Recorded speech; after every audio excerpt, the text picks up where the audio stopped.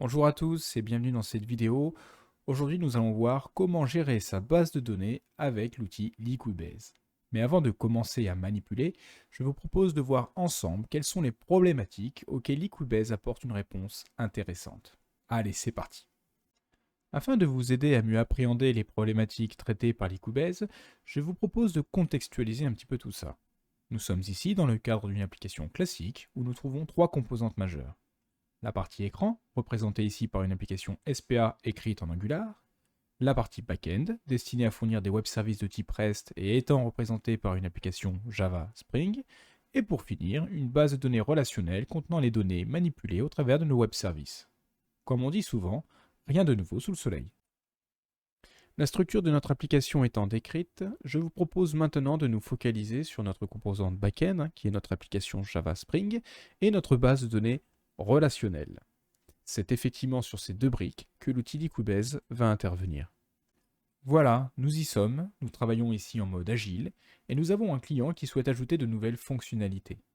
Parmi celles remontées, on retrouve la gestion des produits. Pour répondre aux besoins, nous devons intégrer dans notre application Java de nouveaux services web afin de permettre la consultation, la création, la modification ainsi que la suppression des données tout en prenant en compte une bonne gestion des droits utilisateurs. L'ajout dans notre back-end de ces nouveaux objets nous amène à faire évoluer notre base de données en y ajoutant de nouvelles tables et de nouvelles relations. Afin de fournir à notre client ces nouvelles fonctionnalités, nous allons devoir livrer une nouvelle version de notre application ainsi qu'une nouvelle version de notre base de données. La question que nous pouvons maintenant nous poser est la suivante. Comment tout cela va se concrétiser? Nous allons devoir procéder au déploiement d'un nouveau WAR pour mettre à disposition les nouveaux web services de notre application et notamment ceux permettant la gestion des produits. Nous allons devoir exécuter un ou plusieurs scripts SQL afin de migrer la base de données en y intégrant les nouvelles tables et les nouvelles relations nécessaires au fonctionnement de notre application. Le problème que nous avons avec cette approche, c'est qu'un script SQL est fait pour passer la base de données d'un état connu vers un état cible. Le problème, c'est qu'on ne connaît pas toujours dans quel état se trouve la base de données que l'on souhaite migrer. Liquibase va nous apporter une réponse à cela, car Liquibase est un moteur qui va être en charge d'exécuter ce que l'on appelle les changelogs. Les changelogs vont représenter un changement d'état de notre base de données. Liquibase va donc se charger automatiquement de déterminer quels sont les changelogs à exécuter pour passer notre base de données vers l'état que nous souhaitons aboutir. Un autre intérêt à l'utilisation de Liquibase, c'est de fusionner finalement la livraison et l'exécution des scripts au niveau du déploiement de notre application. Justement, les livraisons et les déploiements. Dans un contexte d'entreprise, il est assez rare que nous déployions notre application dans un seul et unique environnement. On peut généralement en citer trois.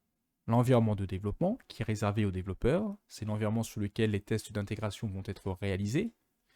Nous avons ensuite l'environnement de recette, c'est l'environnement sur lequel le client va pouvoir faire sa phase de recettage, c'est-à-dire valider que les fonctionnalités livrées sont en adéquation avec le besoin initial et suffisamment stable pour passer dans un état de production, et puis bien entendu l'environnement de production qui est l'environnement sur lequel les utilisateurs vont pouvoir interagir avec les fonctionnalités livrées.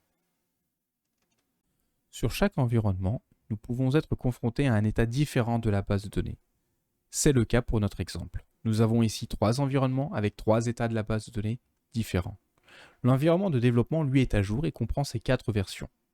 Nous allons pouvoir utiliser Liquibase pour passer ces quatre versions à jour sur les différents environnements. Liquibase va aller comparer l'état de la base de recettes avec la base de données attendue pour exécuter les changelogs manquants. Il en est de même pour la base de production. Bien, maintenant, que se passe-t-il si notre client désire ajouter un nouvel environnement? Cela peut arriver par exemple pour répondre à un besoin de formation des utilisateurs. Ici, aucun des environnements n'est adapté, car faire la formation sur l'un de ces environnements pourrait venir perturber le cycle de développement et de validation. Il s'agit donc de mettre en place un nouvel environnement que nous appellerons formation. Encore une fois, Liquibase va nous aider dans notre démarche en détectant la base vide et en construisant le schéma de la base par une exécution consécutive des commandes, nous permettant ainsi d'obtenir une base à jour. Un dernier point que j'aimerais vous partager, c'est l'utilisation de Liquibase afin de nous aider à changer notre moteur de base de données. Nous pouvons être amenés à faire ce choix pour plusieurs raisons, je vais vous en citer deux. Premier cas, nous utilisons un moteur qui nécessite de payer une licence annuellement et nous préférons passer vers un moteur gratuit répondant tout aussi bien à notre besoin. Deuxième cas, nous utilisons une base de données qui, en vue de l'évolution de notre application, ne répond plus suffisamment à nos besoins, problème de volumétrie, un besoin d'amélioration de performance ou encore l'intégration de la haute disponibilité. Quelle que soit la raison, nous avons besoin de changer de moteur. Liquibase va nous aider dans cela. Effectivement, Liquibase fonctionne avec des commandes. Ces commandes sont décrites sous la forme de fichiers de configuration que Liquibase va ensuite convertir en un code SQL compréhensible par la base de données concernée. C'est grâce à cela que nous allons pouvoir passer d'un moteur à un autre sans modifier nos commandes. Enfin, tout n'est pas si rose. Nous pouvons être amenés à réaliser des adaptations mineures, comme au niveau de la gestion des séquences, mais rien d'aussi lourd que de migrer la totalité d'un script SQL. Une fois le nouveau moteur opérationnel, il suffit d'exécuter Liquibase pour migrer la base comme si nous repartions de zéro. Les données de l'ancienne base pourront être migrées en utilisant Liquibase ou votre outil favori. Il ne vous reste plus qu'à décommissionner l'ancien moteur afin de finaliser la migration. Alors, en résumé, nous avons vu que Liquibase, c'était plutôt sympa. Pas d'inquiétude, c'est un outil open source que vous pouvez utiliser gratuitement, bien qu'il existe également dans une version payante. Nous avons donc vu que nous pouvions gérer l'évolution de notre base de données, historiser ses changements, simplifier son déploiement au travers de nos différents environnements, simplifier son changement moteur le cas échéant, et bien d'autres choses encore que je vous invite à découvrir sur le site de Liquibase. Allez, assez de théorie pour aujourd'hui, je vous invite à me rejoindre dans une deuxième partie de cette vidéo où nous passerons cette fois-ci à la pratique.